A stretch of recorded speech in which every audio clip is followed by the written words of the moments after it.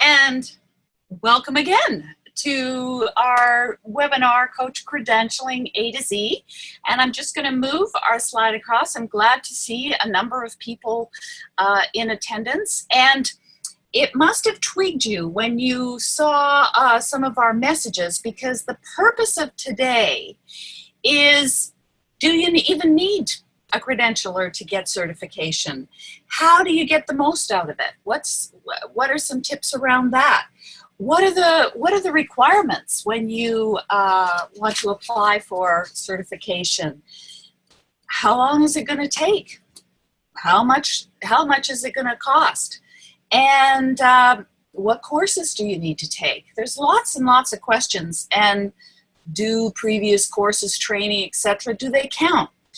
But first of all, I want to do two things. I want to just have you think and ponder, and then I'm going to ask you some questions so that we can be sure that we're addressing your needs today, because we're all taking time out to do this.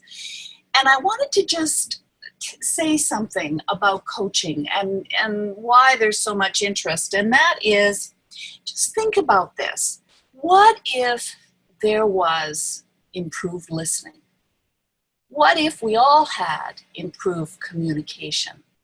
What if we had the ability and strengthened our ability to give feedback? What if we had improvement in team dynamics and team communication in our organizations? What if we had improved conflict resolution? What if we had positively impacted relationships? And what if we had, all of us, had more conversations that were solutions focused and promoted accountability?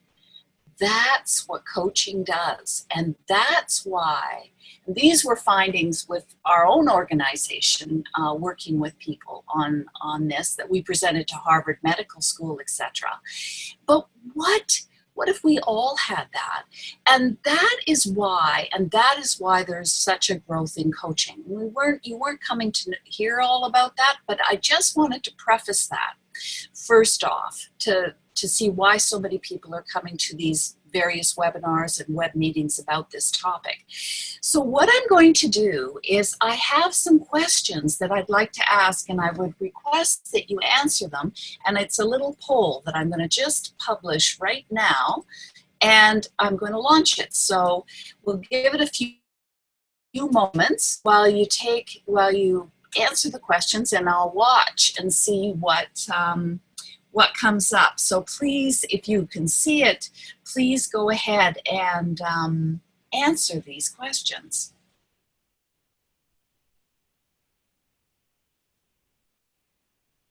And I'm just checking to make sure. Good. I can see it's starting to come through now. Good.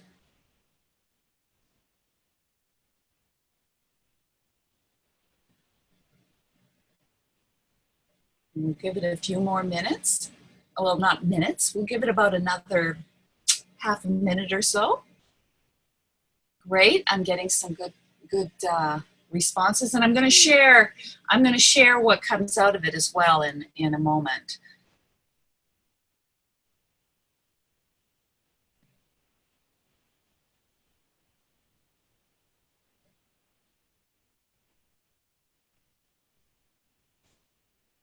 Okay, I think, let me see now. I think I'll give it about another 5 seconds, and then we'll end the poll. Okay, I'm going to end the poll, and theoretically it'll allow me to share the results with everybody. And so, Sandra, could you just tell me if you can see the results? Sandra is here as a co-panelist. She is assisting us, and I'll say a little bit more about that in a second. But Sandra, if you could just tell me if you can actually see it, that would be great. I do see the results, yes. Terrific, thank you. And I want to also, I haven't even said who I am, and Sandra, who was just here briefly, will be monitoring the chat area because we want to try to answer as many questions as possible today. So please know that she will be paying attention to that and reminding me and drawing attention to your questions as well. And I'm going to say a little bit more about myself in a minute, but first of all, I want to just see what the poll is saying. So we've got some people here, a few people are here who already hold an ICF credential, and some, most of you don't. Great, you're in the right spot, and even those who do, that's fine. I'm glad to have you here. Many of you, 68%, want to apply for an ICF credential in the next 6 months. There are also some not quite as soon as that. And some are looking for ICF approved coach training. Great, you've come to a good spot for that as well, that can support you in achieving the ICF credential. And let's see now. Here's this. I was curious about this. I feel that holding a credential will strengthen my coaching confidence. 53%. I feel it is professional. 68%. I'm confused as to what credential. Great. Hopefully we'll answer that for you today. I am curious about the profession of coaching and want to learn more about it. And I believe that holding a coaching credential or credential will increase my value. Excellent. Thank you so much for taking the time to do that. Fantastic. And so, and I can see some comments even. Lindsay saying, I find the hardest part of obtaining a credential is getting enough paid coaching hours. Great. We're going to talk about that too today. So what I'm going to do is I'm just going to move our slide. And first of all, I'm going to share a secret with you. Well, first of all, my name is Allison Hendren, and I am a Master Certified Coach. There's only about 750 to 800 Master Certified Coaches in the world right now, so it takes a long time to get to that point, and I was real lucky that I managed to do that. And I'm the CEO and founder of Coaching Out of the Box, which is the organization that is putting on this webinar today. And you can read the slide. But what I want to share with you is before this meeting, I was attempting to, of course, technical things always, was attempting to get a different background because you know what? One of the dreams that I had when I got into coaching was I wanted to have flexibility in my life and in my career. And I know that some people also, people that I speak to who come to coaching want that flexibility as well. They want that autonomy. They want to be able to do it from anywhere. And I currently am doing it from Mexico, because I like warm weather, and so in between working and coaching and training, I can go for a walk on the beach. And it was a dream of mine to be able to do that when I got into coaching. I also get in airplanes and I fly to clients at different times in different organizations that I work with. But that was my dream, and I wanted to do that. So you're actually seeing the background of a coach that I'm in. I'm a coach who's in a coach. So that's a little bit about me. But the other thing that you need to know is that I am absolutely passionate about coaching. And because I've seen what happens when people are coached, when people take a coach approach, when people have more coach-like conversations, and so have been very involved in the growth of the ICF, which we'll say a little bit more about in a moment, and involved in the growth of the profession as well. And so that's a little bit about me. So as I mentioned, I want to answer all of speak to the questions that we had in our various communications that we sent out to you. But sort of the buckets or the kind of the topics that we are going to be covering is why credential? Why do it? Is it right for you? Which credential? Questions to ask yourself. And some Q&A and questions please just post them in the chat area as the webinar unfolds. So, first one we're going to speak to is why hold a credential?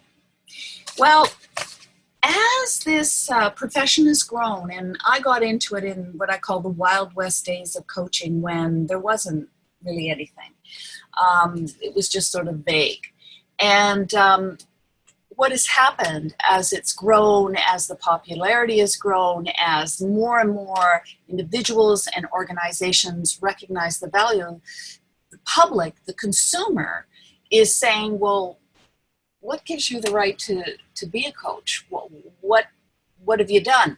Now, I want to absolutely emphasize that there are some outstanding coaches out there who don't have a credential. So I'm great. But what the challenge is that the public, how do they know? What gives you the right to do this? And so what is happening is, and I get many phone calls about this. I have many conversations about this, where people who have been in coaching for quite some time, as a matter of fact, or are coming new to it, are recognizing and finding that people who are going to hire them, or organizations that they're going to work with, executive coaching when you're going into organizations, are saying, we want you to have a credential. We want to know that you've had to have some rigor in what you're doing. We're paying good money to hire people to do this, whether it's internal or external, and we want to make sure that what they're doing is of value and that people have had to go through rigor, just like so many other professions. And actually, in fact, coaching is an emerging profession. I've watched and been fortunate to watch as that's happened. I've never seen that before. I mean, you see different professions out there, but myself, I've never seen it. And as I was getting into coaching and I was working with clients and so on, I have been a very strong supporter of people getting credentials. And also, because how do we know? And what has happened is, over time, there's an organization called the International Coach Federation. Many of you may know who they are, some of you may not. But what it has happened is it has emerged, and I've got some information here. It has emerged as the largest professional association of coaches in the world. It currently has approximately 32,000 members in 100 plus countries, so it's international. It has 25,000 coaches who hold an ICF credential, and we'll talk more about the ICF credential, but these people have had to go through the rigor, have had to prove that they have the qualifications and the education, etc. And they also, as the ICF has grown, has developed, has really taken a lead role in the growth of coaching in the world, one of the things that they did is that they recognized we have to define what the competencies of coaching are. What are they? And a number of my colleagues were involved in various ways as volunteers as all of that was unfolding and taking place. And in addition, now it's such a large organization that they constantly are reviewing, checking, and so on, and more rigor is coming into it. More and more professionalism is coming into it. They're doing outreaches to grow the recognition by the public. And that's why, as this webinar unfolds, that's why I am speaking to you achieving an ICF credential, because in my brain, it's the largest association of coaches out It's known worldwide. No, it doesn't have millions of people yet, but it certainly has the largest number of people interested in coaching as its members. And so my feeling is get that credential. Definitely do that. The other reason, a few other reasons why someone would want to do that, and here's the other one, that ICF engages with PricewaterhouseCoopers. And I'm just also noticing there's a Q&A, so I'll open that up in a second. But they've engaged PricewaterhouseCoopers to conduct surveys. And the last one that they conducted, and there was lots of information in it, but one of the things that it said is that when they surveyed, and this was, they went through the 30 countries that had the largest number of coaches in them.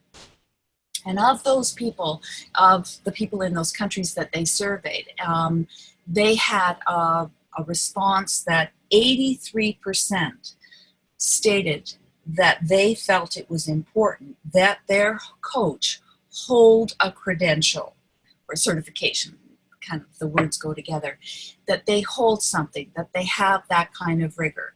So I think that that's really an important piece to recognize. And so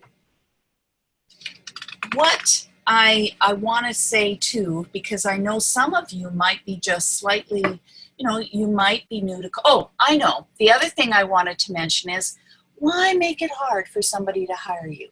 And I'm talking about whether they're hiring you internally. Maybe you're in an organization and you want to hold a credential because you want to be able to coach within that organization. That is growing.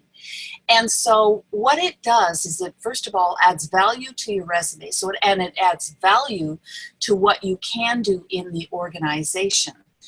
So that make it easy for yourself to be able to, because when people get the coaching bug, when people see what it does, when people who are drawn to coaching, they want to do a lot of it. They want to be able to coach a fair bit of the time in their work. It's just such meaningful work. And so why not make it as easy as possible for that to happen for yourself?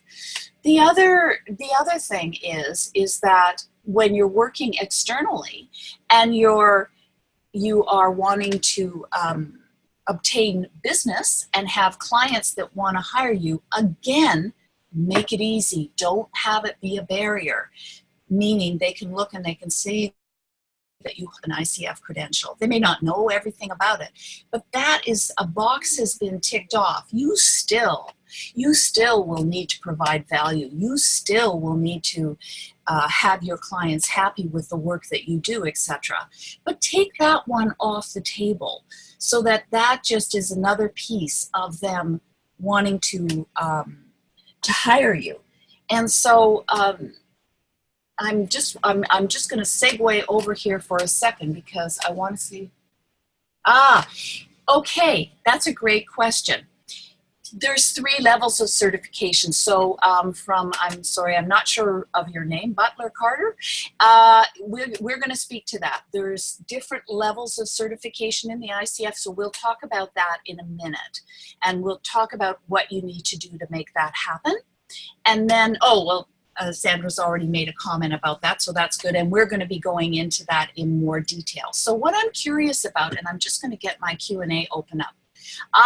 Yes, there are other ones. There are other ones out there. And I today am focusing on the ICF. There's so much information about this. And I hang my hat on the ICF. I've been a member for 20 plus years, and I've been involved, and I believe in them, and I believe in the work. I am not paid by the ICF to do this, but I believe in them. I attend their conferences all over the world, and I like where they're headed in coaching.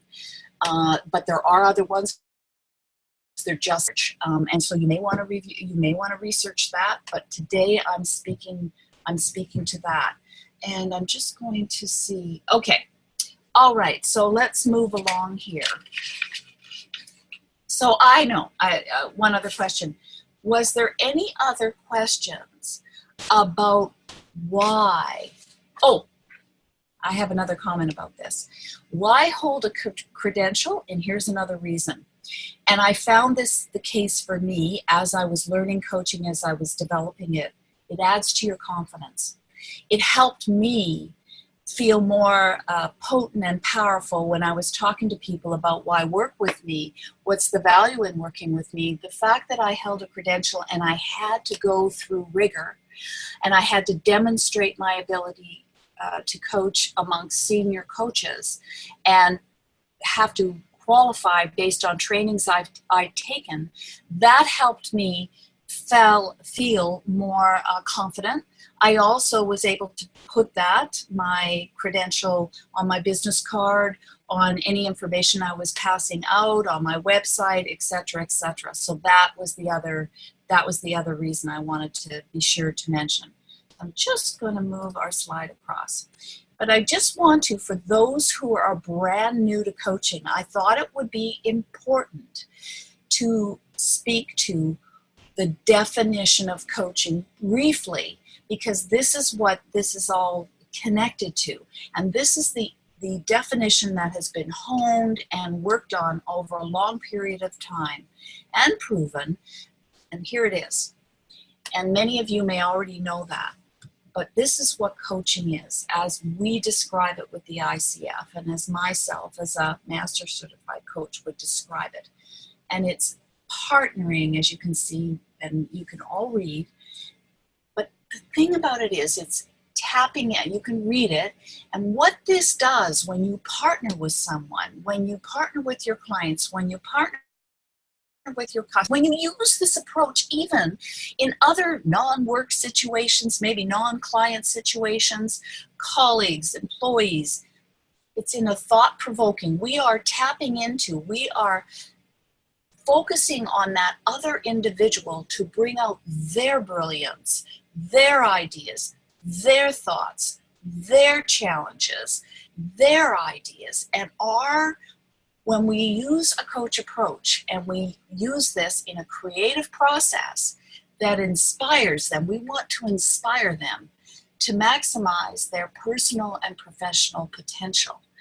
This is what it does, so that what happens is that 90% of the coaching takes place in between the actual coaching that happens, because you've tapped into pieces of parts of our brains that will be thinking about this and pondering what the conversation was about and pondering what happened.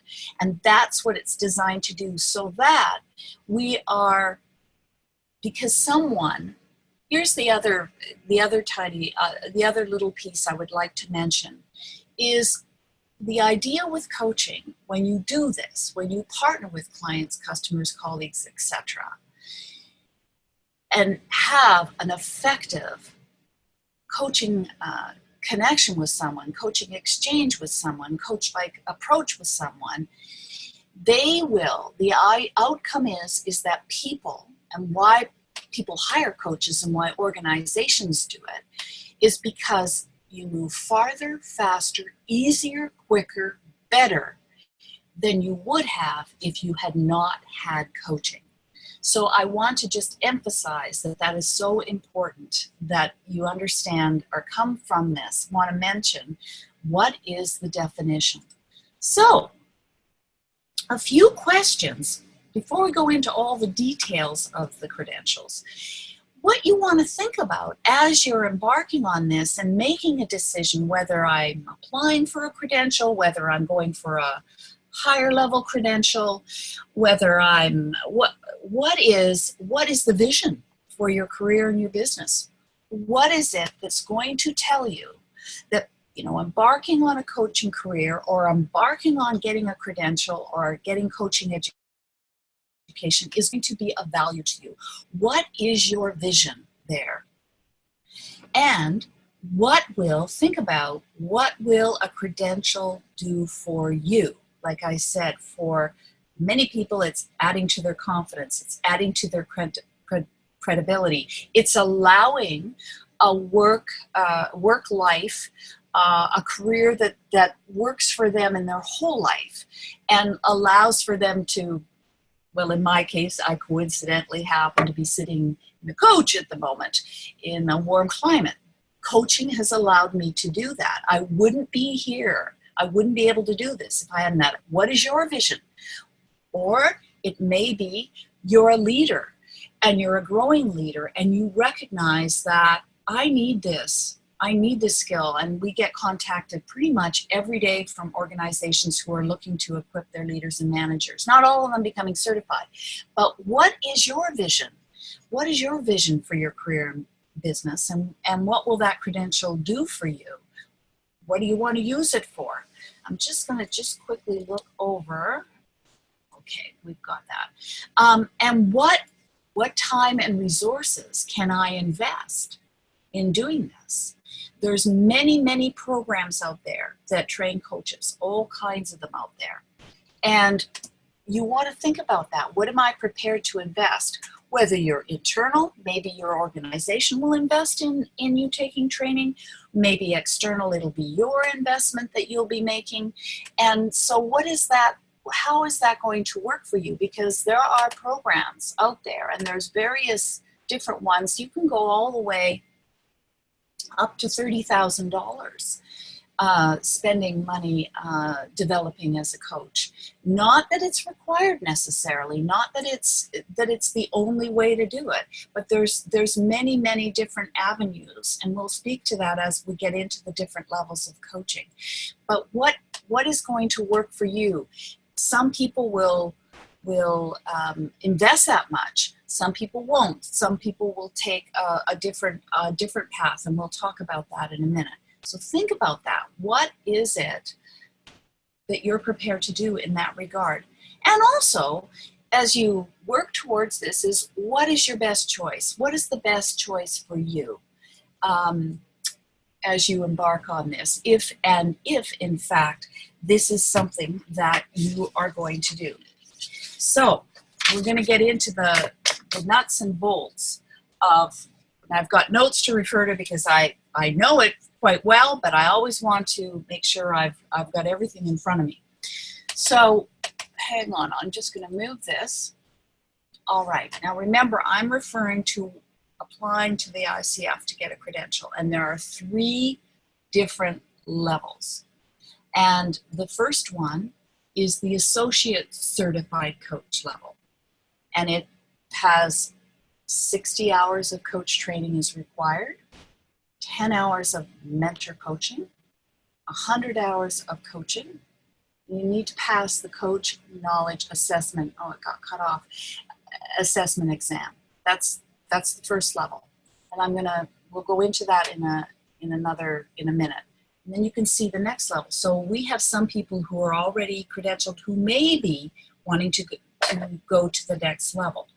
And the Professional Certified Coach certification is 125 hours of coach training, 10 hours of mentor coaching, 500 hours of coaching experience. And I remember seeing a question earlier, and I want to make a note about that, about the challenge of getting your coaching hours. And I want to speak to that, coaching hours. 500 hours of coaching experience, performance evaluation, and coach knowledge assessment. Pass that successfully. That's the exam. And then the Master Certified Coach designation requires 200 hours of coach training, 10 hours of mentor coaching, 2,500 hours of coaching experience, performance evaluation, meaning someone's listening to you coach and you're successfully passing that evaluation, and also pass the coach knowledge assessment exam. So as you can see, as maybe some of you will see, it takes time. And so there's a few different ways you can do that. And I want to also speak to a couple of things. There are, I just want to, there, and I see somebody saying, I don't see 10 hours of mentor coaching listed as a requirement on the ICF website. All right. There's some nuances here, and it is absolutely a requirement. It depends on what training you're taking. So this, yes, for ACC, there absolutely is 10 hours required. It depends, and this is why I'm having this webinar, because there are so many details to this. So when you go to the ICF website, and I encourage you to go there and read up on all of these different things, and trust me, when you get in there and you start reading, it is a lot to take in, and it can be confusing.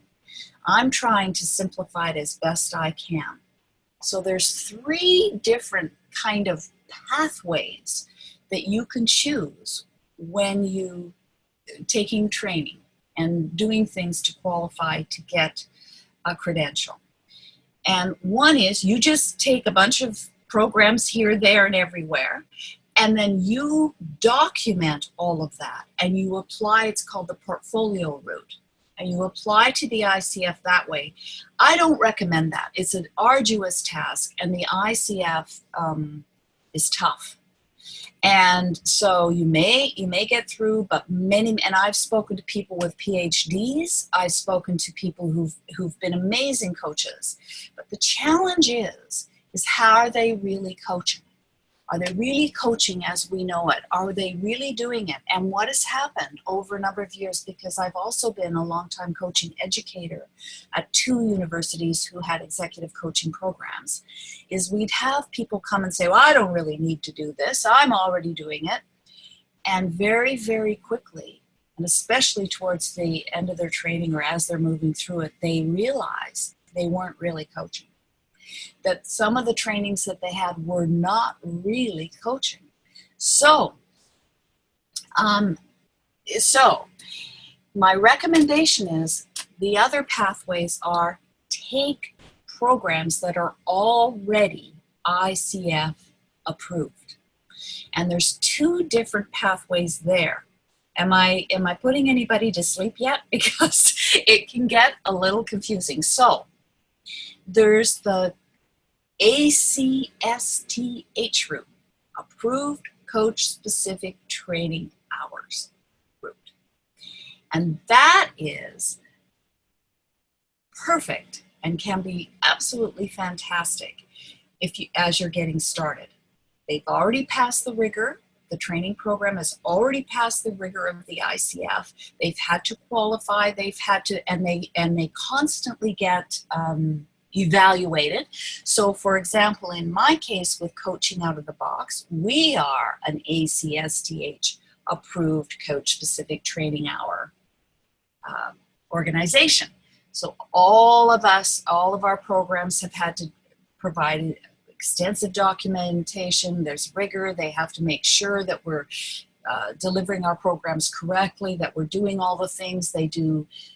They check in incremental surveys throughout the year. It's fairly costly to do it, et cetera, et cetera.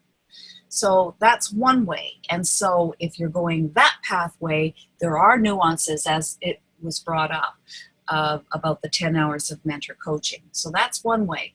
And that, for many people, can be a great first step, an absolutely fabulous step to doing that, because it takes time to move to the different levels.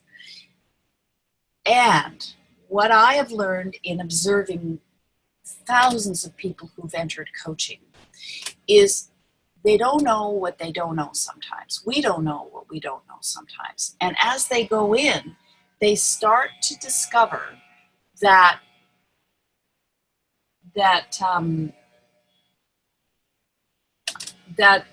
this might not be quite what they want, or they might not want to go that route, or they might recognize they might want to veer off into some other things. So going in that first level or that first pathway can be a really great choice. And they also recognize that it's going to take a long time to be able to get those hours up. The other pathway that you can go is with the approved the ACTP pathway. And that is that's even more rigorous, meaning those approved coach training programs, they have to have provided minimum of 125 hours of coach training. And they will include it in that. You will have those 10 mentor coaching hours. So I just want to, that's why there's that nuance. But it's important. And you will have, if you complete that, you will have completed your 125 hours. You will have your 10 hours of mentor coaching. However, there's still going to be a challenge around getting those coaching hours up. 500 coaching hours takes a long time. And here's how it works.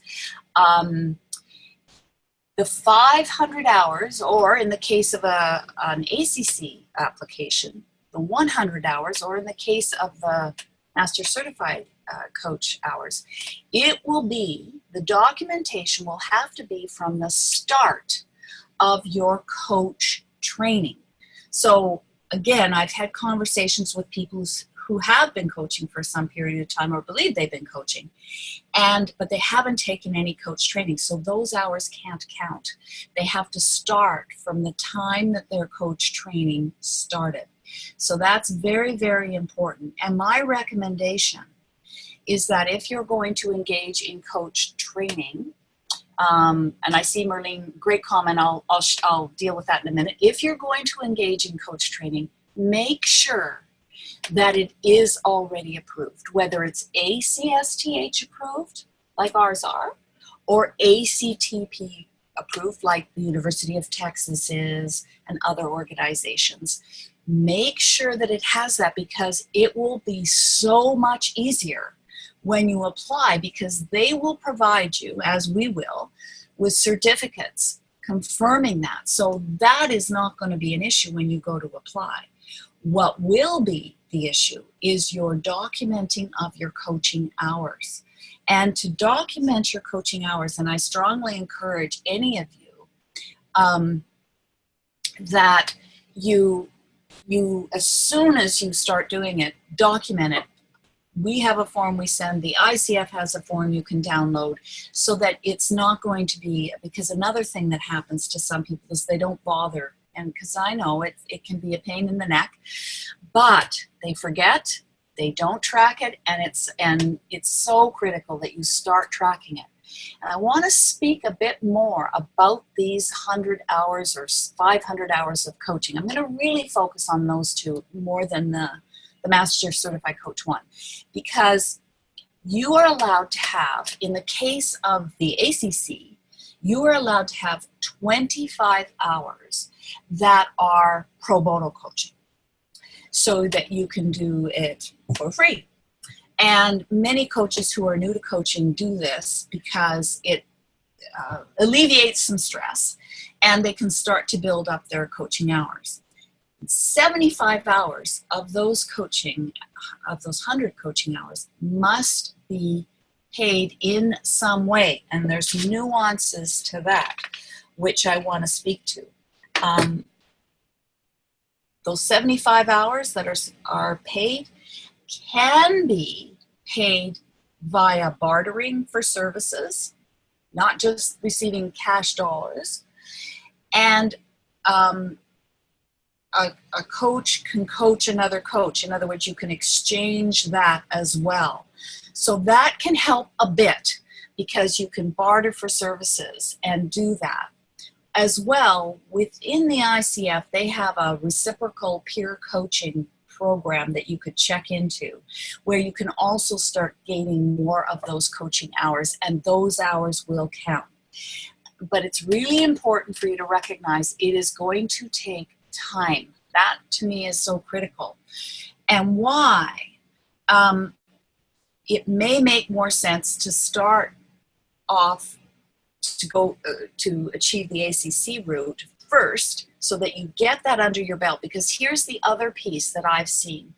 Many organizations who are looking to hire external coaches or internal quite often do not specify what credential. They just want they want an ICF credential. So I always say to people, whether you've taken an ACTP program, an ACSTH program, about 60 hours or 100, go and get that right off the bat, because you get into the groove of it, you have it, and you can just keep applying as time goes by, as you get those hours up. I hope I'm making some sense here, and I just want to have a quick review here. Yes, that's true. Your training doesn't really expire, but the coach hours that you document have to be from the beginning of your coach specific training. Now, I just want to review my notes because I want to make sure. Oh, here's the other thing. If you need mentor coaching, now if you're in an ACTP program, mentor coaching will be included. But what is important for those who, if it's not included or some of it isn't included. For example, we include 7 group coaching hours, but we want you to get 3 one-on-one coaching hours. That's in addition. The coach that you work with, the mentor coach that you work with, must be credentialed. In other words, they must have an ACC, PCC, or MCC credential. And you cannot coach direct reports. That will not count as your coaching hours. It must be someone that you're not supervising. Great question. Very, very important. So in your organization, Merlene, you'll need to find people who are not direct reports to you, and that is a requirement. The other thing I saw a question was if you are something about training. Coaching within the training program, if you're delivering a training program, it does not count as coach hours, meaning documented coaching hours. So I just want to answer that question. It's great to do it and fabulous, but it does, and it will grow your coaching, as I call it, your coaching chops beautifully, but it will not be counted. You cannot count it as your documented coaching hours. I just want to look, I think I've covered, oh, here's another nuance that I get asked quite a bit, and that is group coaching. How does that work? Yes, you can do group coaching as long as group team coaching is another term, as long as it is the group or the team that has decided what they want coaching on. In other words, they decide the agenda for the coaching, not you as the coach. So they are the ones that agree to what are we getting team coaching on or group coaching on. Very, very, very important. And here's another nuance to that, that's because I've had this, many people have immediately thought of this, is, well, I coached 15 people. Can I, and for 1 hour, can I put that in as 15 hours? No, you can't. It has to be, it would count as 1 hour, and it cannot be more than 15 people. So it's 15 people or less. You do not, on the documentation that you provide, you do not have to provide every single person's name, but you have to have one person from the team, you have to have their name provided. But again, I hope I'm clear. You cannot, if you're coaching 15 people or less for an hour, does not count as 15 documented coaching hours. It counts as 1 documented coaching hour. So very, very important. And another thing that's important in this regard is that sometimes, because what will happen is when you're documenting your coaching time, they want name, email addresses, contact information, because what happens is when the application goes in, the ICF looks at it and they may choose to contact. Well, there's another issue there that is really important. For some organizations, or the rules may be that they cannot give out those names. In other words, that's completely confidential. And in that case, if that's the case, and that's fine, then you have to have somebody from within the organization who is familiar with the work that you are doing with individuals or even teams, who can provide a letter confirming that this is what you're doing, a reference letter basically, confirming that this is what you're doing, because the ICF recognizes, and we all recognize, that sometimes confidentiality. I was just speaking to someone just yesterday actually, who is coaching someone, and they absolutely cannot provide their name. It's complete. They're high profile people. They do not want their names out there. And so there's a perfect example, but they can get a letter from someone who can reference in that organization that this coaching actually did occur. Okay, so I'm just looking here. Yes, I can see Sandra's answering some of the questions. Yes, and we have a sample coaching log. Let me see. If we have a letter from internal coaching, how do we show it on the log? You would be indicating it on the log and saying letter provided by XYZ Corporation or whatever. You would then document the number of hours. You include the number of hours, but you would have to attach to your application the letter. And so another piece of this is, as the ICF has grown, as technology has grown, for ACC, for example, the ACC application you can do all online. So you need to be prepared to be able to have all your ducks in a row when you go to apply, because you will need to scan the document and have it all ready to go online. As you go through some of the other levels, not as much, but my understanding, and the last time I looked, you can do much of it online, except for the evaluation of your coaching abilities, of the performance evaluation in some of the cases here. So nails on a chalkboard. What are you getting out of this? I've been talking a lot. I want to just check in. What is missing? I just want to, before I move along here, what is missing? It's very helpful. Okay, and I'm just reviewing my notes as well, because I want to make sure that I've got it also. Whoa. And I'm going to just have a quick look as well over to if there's any questions. Here's an opinion I have. I want to share it with you, and I want to say it because this I did not know when I first got into coaching. And as I've moved along in coaching, and as I've also been a long-time coaching educator, and so I've seen, as I said, thousands of people come to coaching, take various coaching programs, etc. One of the nuances that I did not recognize initially was this length of time that it takes to get those hours up. And I think I spoke to it a little bit earlier, but for some of you, slower may be faster, or a shorter program versus a longer program, or a less expensive program versus a more expensive program may make sense. And here's not for everybody, but because what happens is, as people move through this, sometimes they realize that they want to learn how to coach and they want to leverage that, but they also realize that they may want to veer off in a particular specialty that they didn't realize initially. And taking what I'm going to call maybe the less costly or the less slower route, say for example a 60-hour program, I'm a big fan of that, but I'm also been involved in the other ones as well. But there may be a reason why you might want to take it a little bit more slowly, because you don't know what you don't know.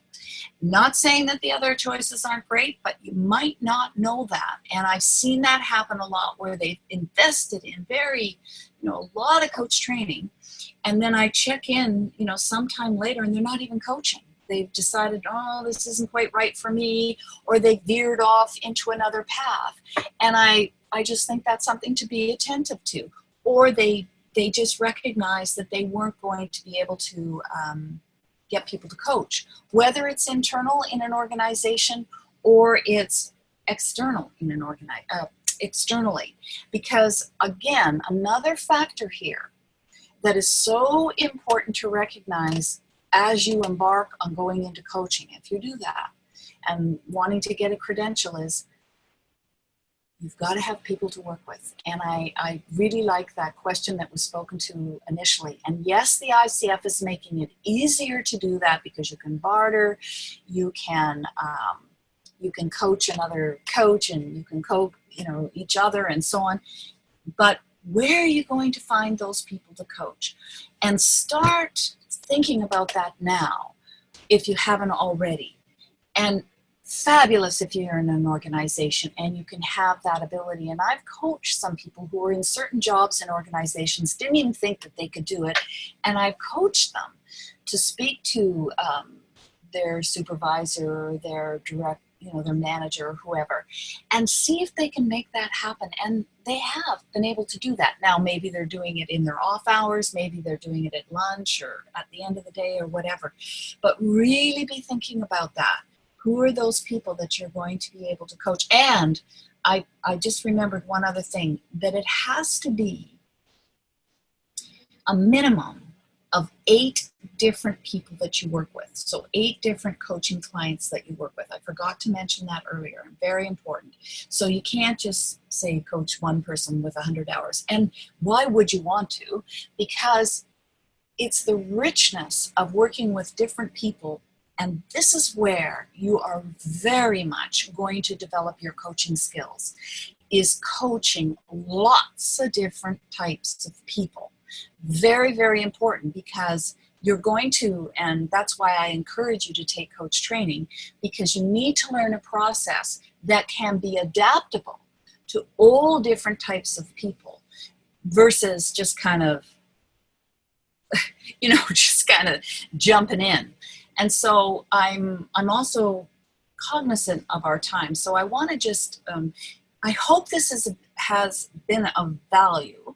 And also what I want to say about this as well, and I'm just going to click my, is a little bit, gives me the right a little bit to speak about coaching out of the box. And we've worked with business, healthcare, government, line supervisors to C-suite, 38 countries, over 18,000 people, union and non-union environments. So we have the chops and the background. And we also have a fast track to ICF credential program that you can take. You'll get those 60 hours. You'll get your 7 hours of mentor coaching. Yep, you're still going to have those 100 hours, but that would be regardless. Contact us. I'd love to speak with you. Schedule a conversation with me and download our guide to certification. If you go to our website, you can see the resources area section and just scroll down and you'll see it indicated there.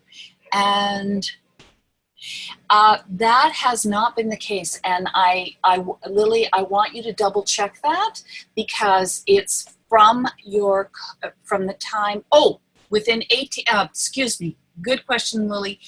50 of those hours can be within the 18-month period of you applying for your certification, regardless. But they want those hours from the start of your coach training. And I was reviewing the site again, so I'm going to double check after this, but that is my understanding. Good. Yeah, thanks. That's my understanding as well. So they've made a lot of changes just in the last year. They've kind of raised the bar around this, and so that's why there can be some confusion, because people legitimately think that's the case, and what they didn't realize is with some of the changes that have occurred in the last year, that's happened. So anyway, I recognize that we are soon to be running out of time, but I still see we have a few more minutes, so I'm here to answer other questions. I want to ask you, what is it that you are specifically walking away with as a result of today's webinar?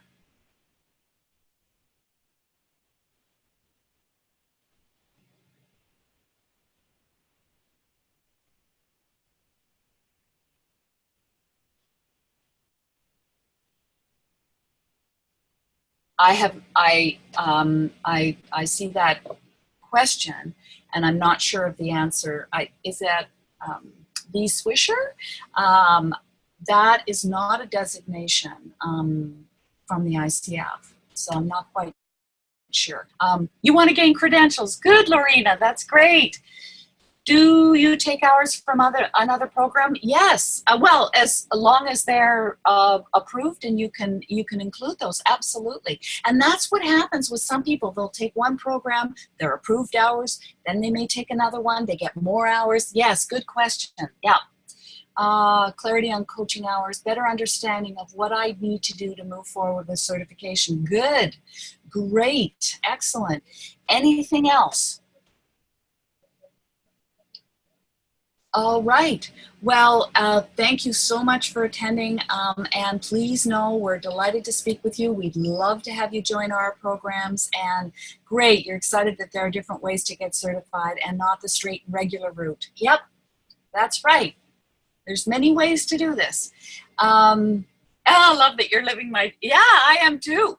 And I'm getting very hot, actually. So I'm looking forward to going outside in a little bit. So thank you, Lori. And thanks everybody for your attendance. And I'm going to, unless there's any other questions, I'll keep it open for a moment, but will everybody go back to their lives? Yeah, we're early. Good.